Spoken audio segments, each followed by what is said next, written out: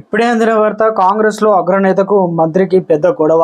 తీవ్ర టెన్షన్ లో సీఎం రేవంత్ రెడ్డి అంటూ వార్తలు అయితే వస్తున్నాయండి. దీనికి సంబంధించి వివరాలు చెప్పడానికే వీడియో చేయడం జరుగుతుంది. చాలా మంది వేస్తున్నారు కానీ సబ్స్క్రైబ్ మర్చిపోతున్నారు. దయచేసి ఛానల్ సబ్స్క్రైబ్ చేసుకొని బెల్ ఐకాన్ ఆల్ పైన ట్యాప్ చేయండి. ఇటువంటి ఇంపార్టెంట్ ఇన్ఫర్మేషన్ మిస్ అవ్వకుండా మీ ఫోన్ నోటిఫికేషన్ రూపంలో వస్తుందండి.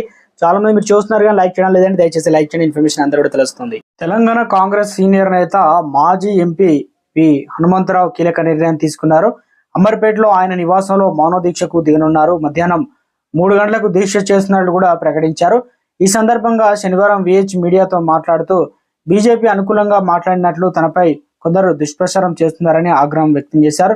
తనను ఇబ్బంది పెట్టిన వారిపై చర్యలు తీసుకోవాలని దీక్షపోతున్నట్లు కూడా తెలిపారు.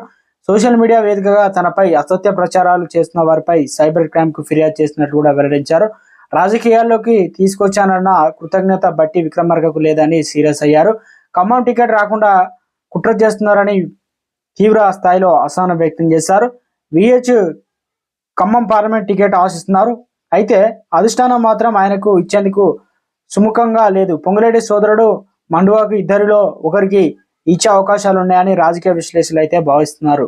తెలంగాణలో కాంగ్రెస్ లో ఇక బహిరంగంగానే మంత్రి అనగా డిప్యూటీ సీఎం బట్టి విక్రమార్కకు ఊహించని బిగ్ షాక్. ఎందుకంటే కీలక నేతే ఈ రకంగా కాంగ్రెస్ లో కృతజ్ఞత లేదు అనే విధంగా సీరియస్ అవ్వడం రాష్ట్రంలో ఒక్కసారిగా ఇక ఈ టికెట్ కోసం కీలక నేతలంతా పోటీ పడడంతో రాష్ట్రంలో చర్చానీయాంశంగా మారిందంటున్నారు రాజకీయ నిపుణులు.